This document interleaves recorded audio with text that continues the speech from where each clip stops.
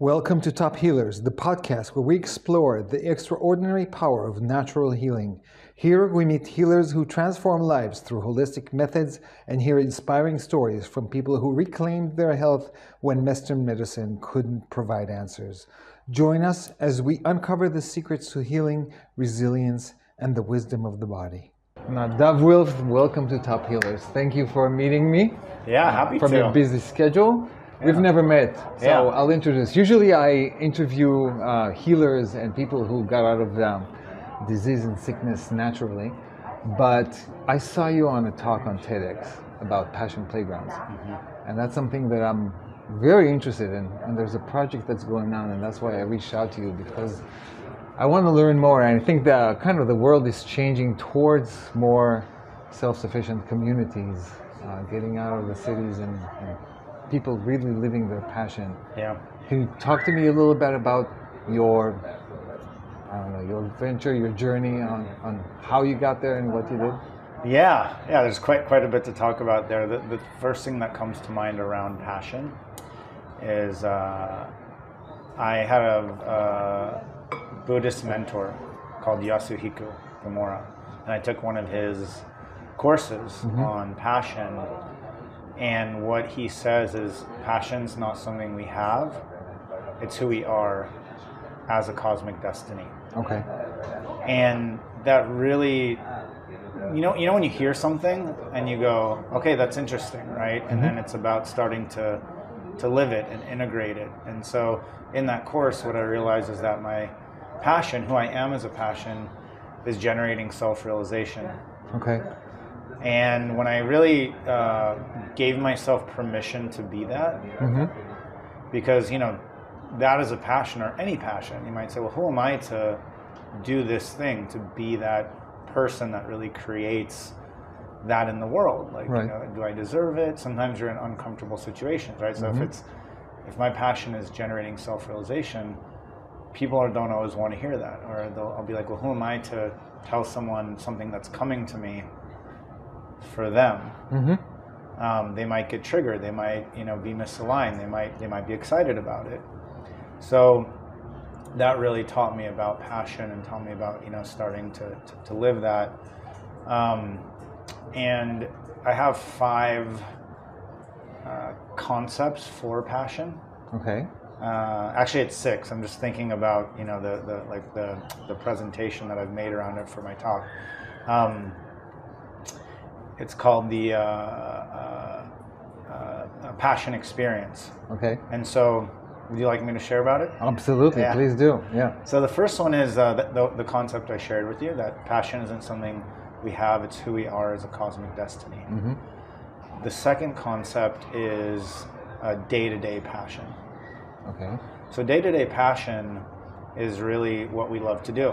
Getting up in the morning and how we wake up. Yeah. It can be, getting up in the morning. It can be like, in the morning I love to be creative or write or just, feel into my body in my sheets, or lay in bed with the sun, or get up and go for a walk, or, get up and scream. I mean, whatever, right. People wake up. And then what I love to do on a regular basis. And so the next concept is a dream passion. So what a lot of people do is they jump towards dream passion, and then we're in the vibration of lack, of not having that, and the vibration of excuses and doubt and reasons why we can't achieve that. Right. So day-to-day passion and dream passion are very closely connected. And if we really embrace and prioritize day-to-day passion, that's a pathway. And I have a saying, I know I made this up, living your dream is feeling good on the way to living your dreams. Not good. Can you define dreams and goals? Are they separate, or is it the same thing? They can be the same thing, but goals, you can have a goal for the day. My goal for the day is to, make 20 calls out, or, impact this many people. So the goals and dreams can have goals, right? There can be short-term and long-term goals. Right. Now, why is day-to-day passion so important? Firstly, because it's who we are. Right. It's being who we are. right? That's number one. Okay. And that's winning the game of life. If you're who you are and you're doing what you love, Living your dream. yeah, Mm-hmm. living the dream day to day, Right. right? Now, a lot of people will be like, I don't have time to do that. My job doesn't allow me to do that. Mm-hmm. My family takes up my time, which Right. should be part of your passion. Or, I let that dream go a long time ago. So, wherever we are in the moment is a combination of the alignment or misalignment and the choices we've made based on that up to the moment. So if I'm, became a lawyer, sorry to any lawyers listening, and it was something that, Called liars in Texas. yeah, something that, let's say my family was like, hey, you should be a lawyer or engineer or doctor, whatever right. it is, right? Mm-hmm. Not to give those bad reps. They're great. They're actually, they can be great professions, but I chose that from a place of misalignment Mm-hmm. in the past, not listening to myself, not listening to my passion, my day-to-day passion. And so right there, that first aspect of awareness. And so one is, am I going to keep making misaligned choices today? Or am I going to start being bigger than my excuses or my challenges and my past choices and be like, you know what? After work every day, I'm going to start doing things that I love. Mm-hmm. I'm going to start taking a course towards healing or do music or music language or or anything, dancing, right. whatever it is. Mm-hmm. I'm just going to start doing that. Right. Well, now you're doing that 3, 4, 6, 7 days a week. Mm-hmm. And there's what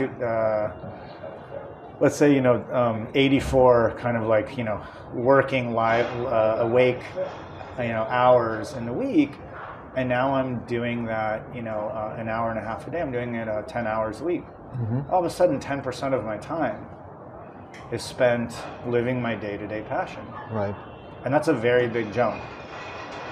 Yep. Significant. From 0 or 1 or 2 or spending my time thinking about it to doing that. Right. And that gets the momentum going. That gets the vibration of living in your passion going. Mm-hmm. And that starts attracting other people that are in your passion. That's probably part of what the TED Talk was about, was how to build a community around your passion. So it's, the aspects that I'm talking about, they're spiritual, they're metaphysical, they're practical, Mm-hmm. like just, putting the time in your calendar, and really logical.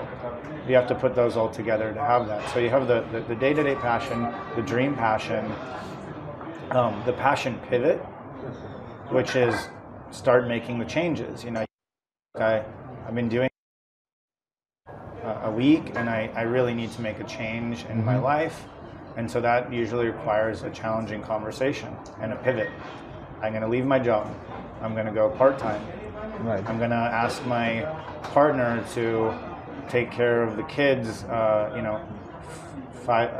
more hours a week or 10 more hours a week, so I can kind of go to the next level for this period of time. Right. It's these conversations that require a pivot. And then the last two are, two of my favorite are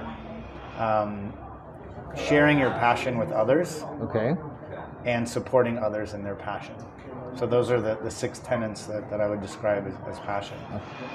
That sharing your passion is something that changed my mind. You changed my mind during your talk, because I always thought, you don't talk about your goals because you don't want to have an evil eye, let's say. You don't want to spread it out so you don't get jinxed. But by saying that you share your passion, what happens is when you share your passion, you're actually creating connections and you're opening up doors, which is what I discovered. Yeah. So since your talk, I've been talking about this passion that I have for forming these healing communities, and it's amazing the amount of connections and events that are happening right now towards that dream, towards that goal. Yeah. So thank you for that. Of course, I'm happy to. And that's, it perpetuates, right? It's proof of, like, I shared my passion and you listened to it and you went, and sharing yours. Now, if you want to kind of look at the mindset part of it, because that's something I specialize, what feeling does not sharing passion come from? Fear. Yeah.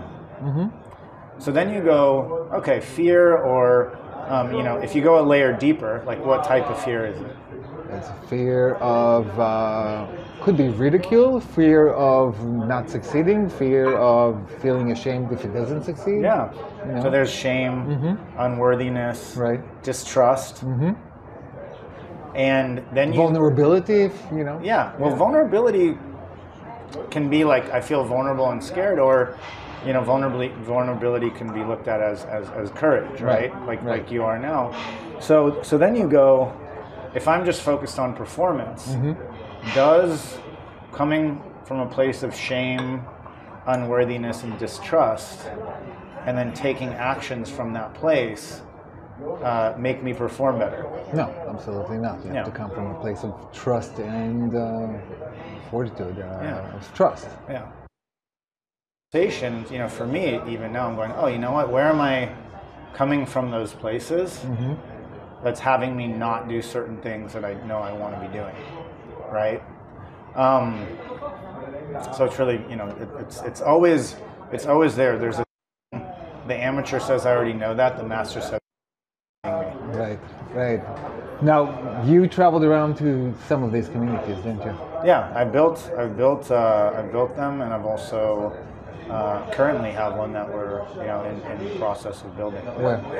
In Costa Rica. In Costa Rica. Yeah. Amazing. North What are the of others Nosara. that are formed? 2 in Costa Rica, and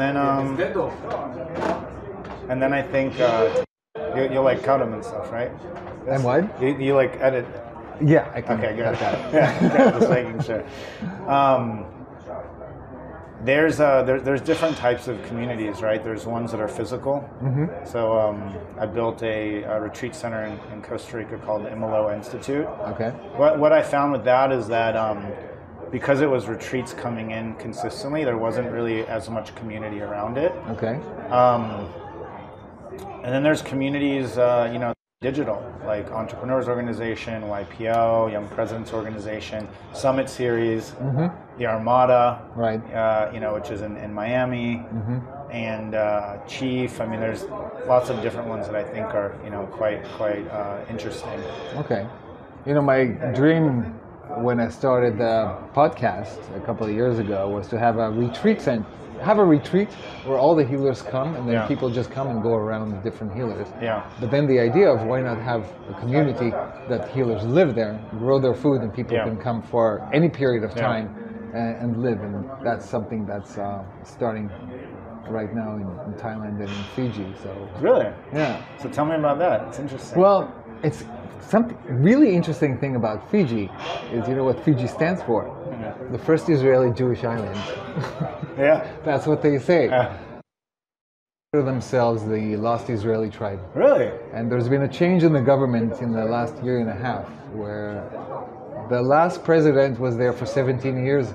Sounds familiar, like ours here. Yeah.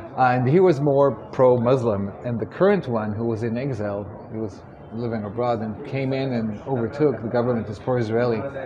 And they're interested in bringing in Israelis and kind of bringing in permaculture and agriculture, and even giving us some land. There's 300 islands. Wow. Only 100 are inhabited. Oh wow. Okay. The population is 92% happiness. Is 92%. That's amazing. It's the Garden of Eden. Yeah. So it's really hard to build a community here, and I'm in contact with someone who started the project up in Yehudia, who wanted to do a center here, but with the current forces in the country, it's really hard to do. Yeah. So that's why kind of moving out in order to come back in. Yeah. So there's one starting there in talks, and there's another one in Thailand, in the Krabi area right now, looking at places. Yeah. So that's happening. So we'd love to get your input on what works, what doesn't work from your experience. I think with anything, you really want to think things through a lot and say, am I going to end up in 3 years, 4 years, 5 years, 6 years with the type of life that I want? Right, and so really kind of work backwards from there. So my dear friend and business partner Stephen Brooks, he started multiple communities in Costa Rica, like Ovia, Alegria. Okay. And there's a lot of aspects to it. So I'm not saying that from a place of warning or negativity, more from positivity of like a long-term view, because with any vision there's challenges, and once that vision comes to fruition, there's always things that are great about it and things that may not be, right? Right. So that's an aspect that I think is important. No, I think so. I think you're absolutely right, because people living in Hawaii, they say they get rock fever after a while of being in the same place. Yeah. So the idea here is actually, it's called United Hearts, where you'll have several different colonies or healing centers, and then people can move from one place to another, do their passion, but then if they grow tired of one area, in Fiji, which is kind of isolated, move to Thailand, maybe in Crete, or maybe in south of France. I mean, different so it's areas. A bit there's an aspect of membership model, right? And so again, like looking at, let's say Soho House or even the George where we are, kind of looking at these membership models as well, right? Okay. And so I think I really like that idea, because I think it's quite interesting actually. A membership. Well, what you were describing that I said is similar to membership, right? But the aspect of like there's different places that you can go and co-work, right? Because here at the George, for example, I can really spend the whole day here, because there's a gym, there's offices, there's a pool, there's sauna, there's all these things, right? And I think that's a mistake that the Soho House made, that they're now trying to shift. Okay. Is not having all places have all those things, right? So the other aspect is making sure it has all the things that are ideal for the type of living that you want, right? And so there's othership is like probably one of the leaders in spas, and so really looking at the different aspects of some of the best brands and smartest people that have done it and invested a lot of time and money into it. What have they done right? What mistakes have they made? Learning from those. For me personally, it resonates, the idea of being able to kind of move around and have different community.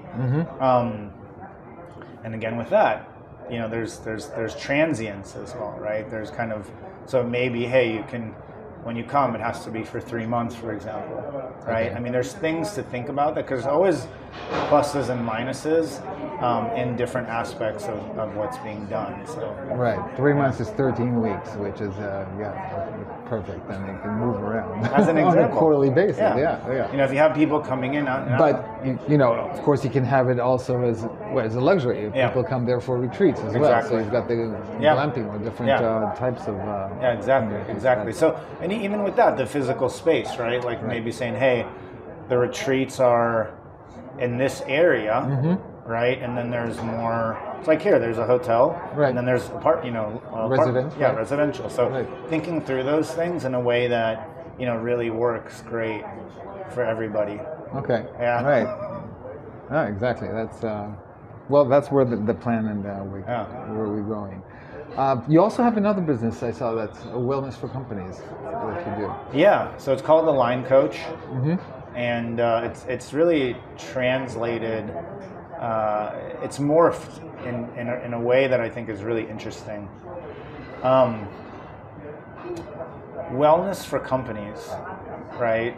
This is actually the first time I've really talked about it in this way. So it's interesting that like things move and you kind of find product market fit and adjust to what's wanted. Now, what is the biggest challenge, do you think, for wellness for employees and team members in companies? Persistence. Usually they go to the gym, they sign up, go for a week, and they don't come back. Yeah. And why not? So why don't they come back? Like, what's the reason normally? There's always excuses not to get out of the house. It's too cold, the car's not running, the child, people, time, workload. Time and workload, right? Time and workload. Right. The way that they work, being overworked, feeling like, you don't have time to do that. You don't have time to get away. Right. And, part of it's mindset and part of it's, logistically valid. Right. Okay, where you go, hey, I'm doing, stuff. So what we started realizing was the persistence and consistency. And it's not just around like thinking, okay, going to the gym or meditating, stuff like that. A significant amount of wellness comes from reduced workload. Right. And that reduced workload is made possible through AI and automation of specific employee time. And so, initially we came in with coaching, which we do. We built a software for coaching. We reduced coaching time by about 60% because we built out a software that mapped the feelings, thought patterns, and behaviors of team members in a menu in 12 areas of business and 12 areas of life. And so even like the coaching time got reduced significantly. Okay. So that was one aspect. The other aspect that we realized was that there's a lot of work being done manually, kind of repeating tasks. Right. And those can be both automated, where they're just not needed to be done by a human anymore, or the setup of it and the process and the workflow could be automated to make it go faster and make it easier and kind of less, thinking about it. Very obvious. What keeps a lot of companies from doing that is one, feeling like we don't have enough time to work on the business, so they're working in the business. Right. And the other aspect is not knowing how. Knowledge. Yeah, not knowing how to do it. Right. Right. And so what you find a lot of times is one, people aren't just like you said with the gym. The reasons for the gym, they're not utilizing AI, project management systems, CRM systems consistently and to the level that they can be utilized. Right. Right. And the reason normally is because they don't have the skill set to understand how to automate those systems to make the systems work for you versus you working for them. So instead of workflows and automations, they're like, okay, I'm putting tasks in, like I have these organized. However, I feel more like I'm working for the software, and then adoption drops off. Right. Oh, it's just another software to use, another thing versus, wow, this thing is doing these things for me, right? And so what we found was that we work on mindset, kind of wellness aspect, but then there's organizing calendars, automating tasks, and so we'll take the role descriptions from all the different team members. Right. And basically go, okay, how much do you love to, all their responsibilities, how much do you love to do this on a scale of 1 to 3? How good are you at it? Would you prefer this be automated? And then we come back and go, and how much time does this take you on a regular basis, weekly basis?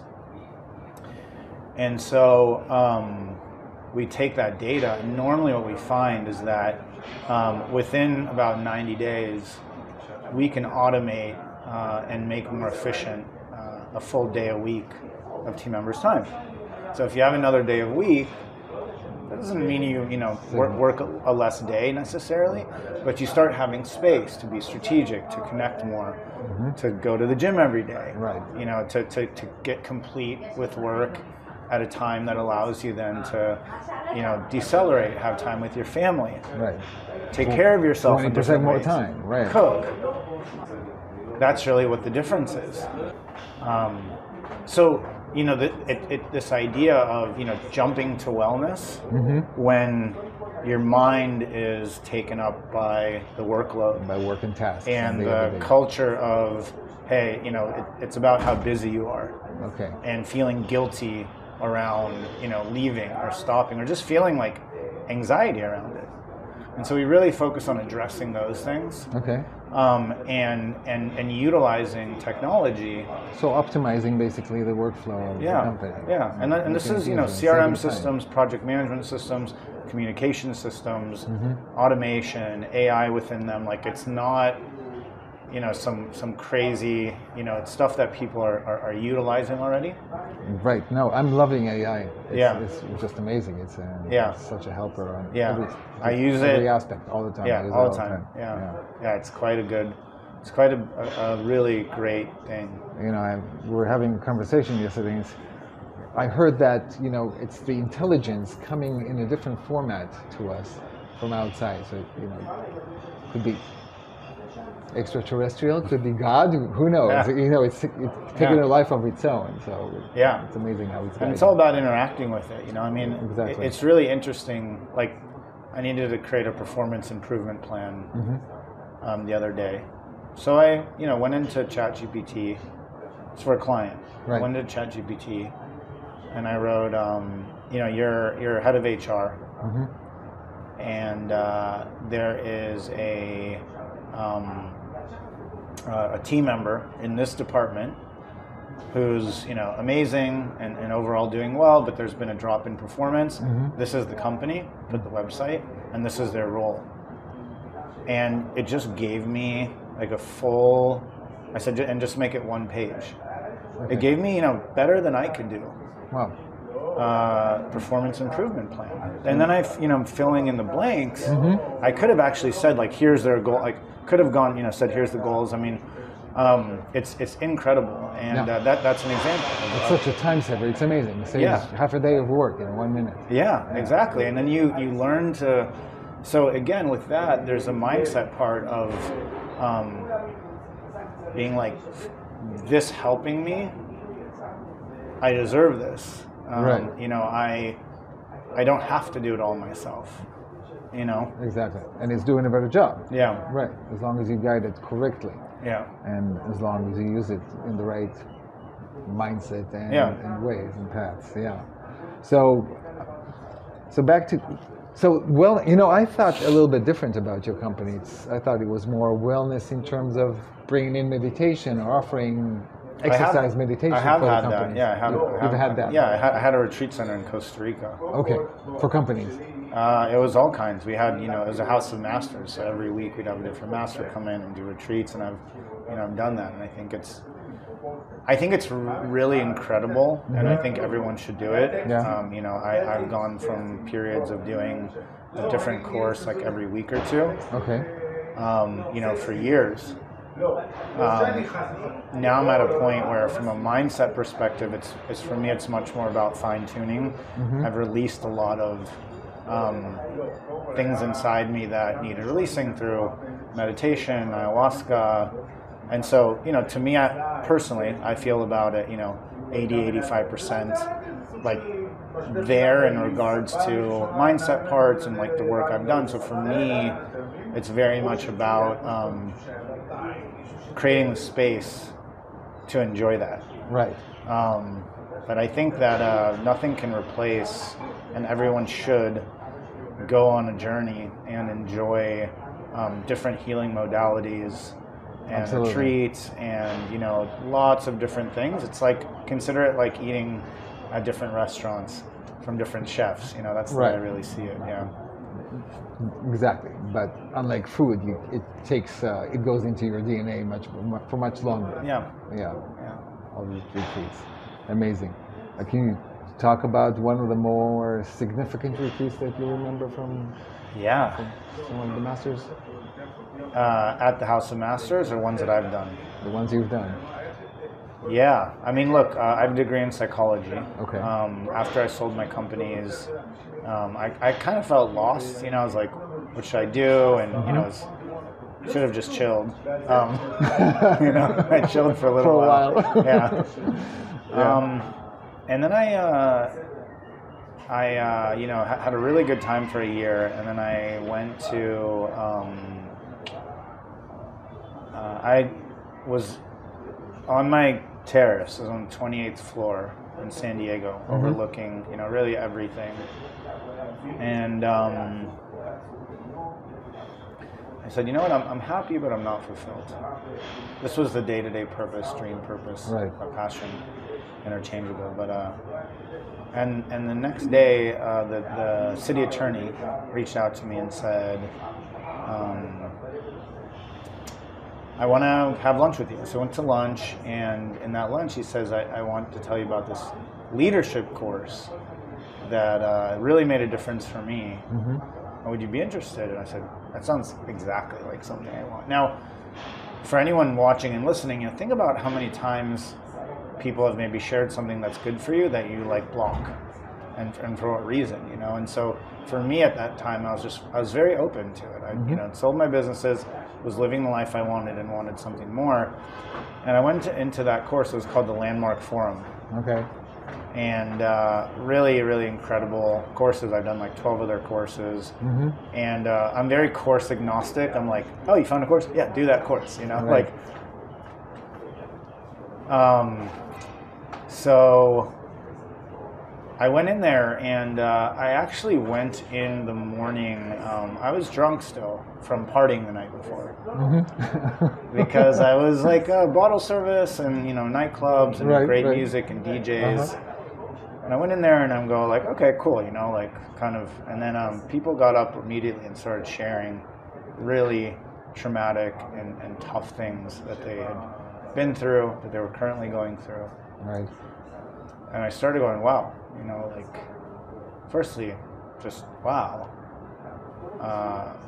People are having really challenging times and going through challenging times. And I said, man, my problems are like stupid. Right. Compared to this, You got perspective there. Yeah, and I noticed that I had myself in a bubble. I'd been making kind of a bigger deal of the problems I had. Not like, nothing to be ashamed of, or I was in a good place, but so I spent that day going really wow. And then the next morning, basically they encourage you to call people in your life and complete on stuff. So I called my mom. And I said, Ima, which is mom in Hebrew, I realized that I'm not like treating you the best I could. And I know that you love me a lot, and you show me love in the way that you know how or prefer to. Right. And this was before, knowing about the 5 love languages and all these things. And I said, you've done your best, and you've done amazing, and from today on, I'm going to be your dream son. And it really made a difference for me. It really created this place of firstly taking responsibility for my life. And that decision stuck? You're still the dream son?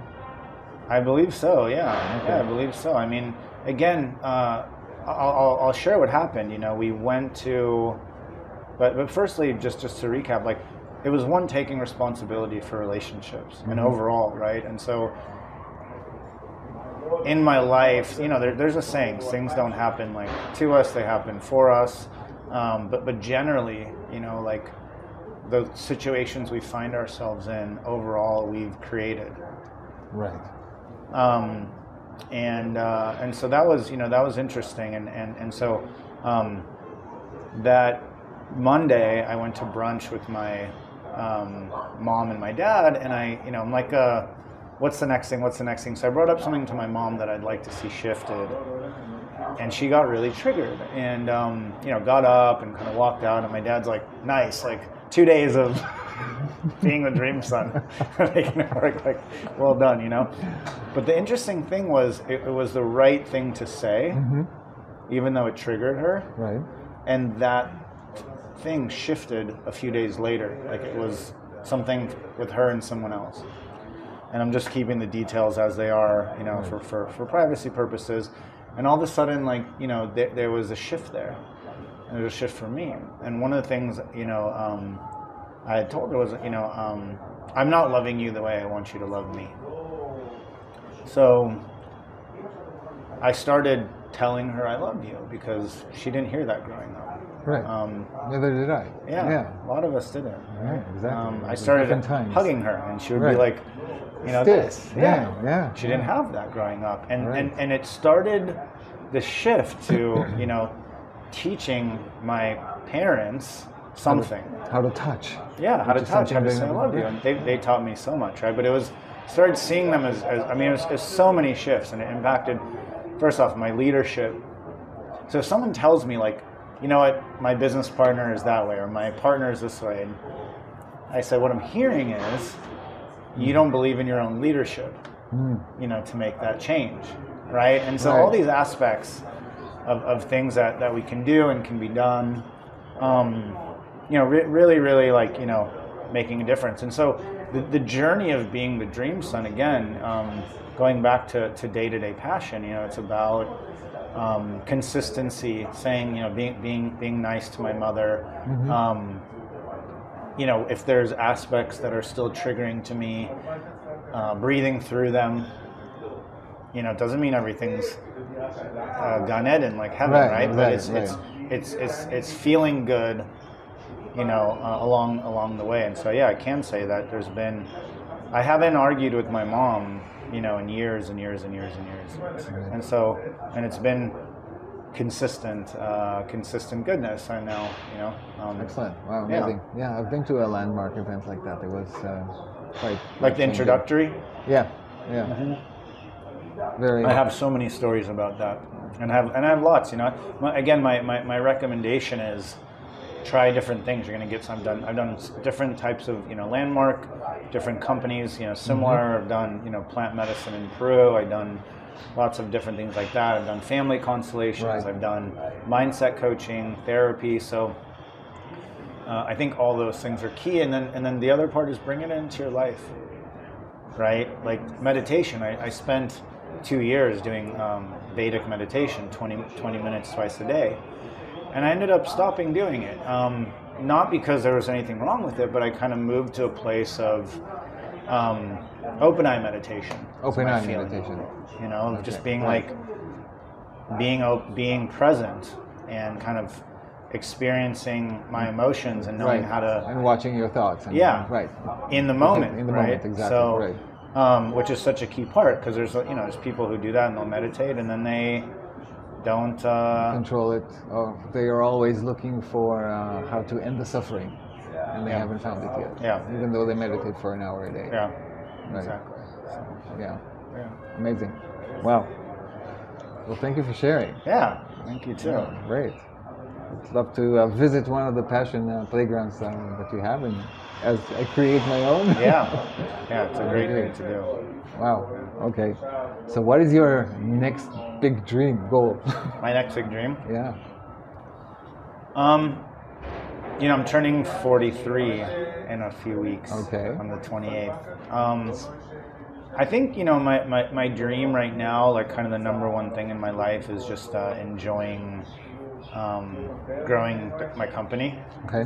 You know, and it's been growing, it's been doing well, and impacting more and more lives. I mean, that's the thing, and kind of unlocking that and figuring out, you know, exactly like, you know, how to do that, and contemplating, you know, starting a family. Okay. With, you know, a romantic partner and right. And children and things like that, and so that's also an area. Okay, so if you're a woman out there, available bachelor.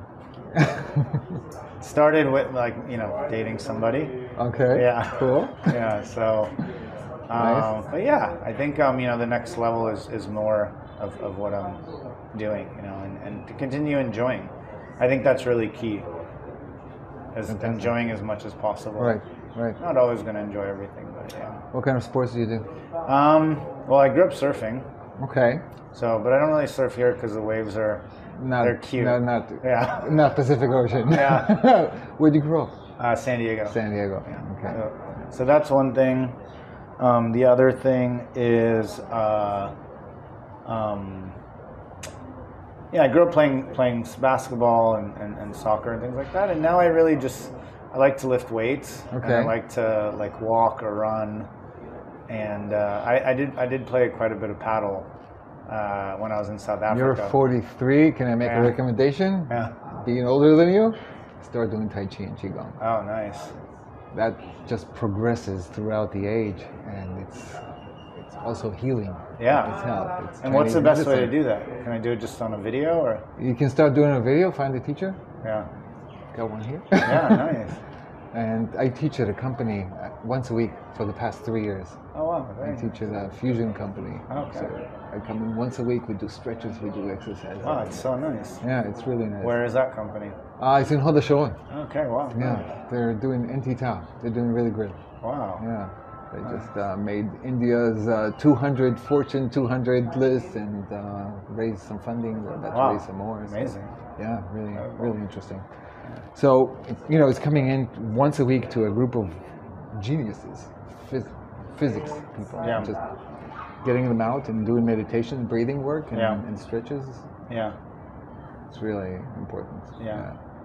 So, because agility, as you age, you become less agile. Yeah. So if you keep on agility, it's basically a formula for longevity. Yeah. Yeah. Increases aging, and that's the whole idea of that. You're a Buddhist. You're a Buddhist? I'm interested in Buddhism. I mean, I'm consider myself Jewish. Okay. But I've learned about all the different religions, and I'm more in Taoism. Oh, nice. Which is big yin yang and Chinese medicine, basically. And the whole idea is to longevity. Yeah. I love that. And reaching the 9 pearls. Yeah. Which is connecting everything together and living in the moment. Beautiful. And it is beautiful. So she's great. Well, thank you for taking the time. Thank you too, Owen. It was really nice. And thanks for bringing some things out of me. Great. Yeah. Thank you for sharing. Yeah. Yeah, fantastic. And we'll see you next time on the next chapter of Top Healers as we talk to the next top healer. Amazing.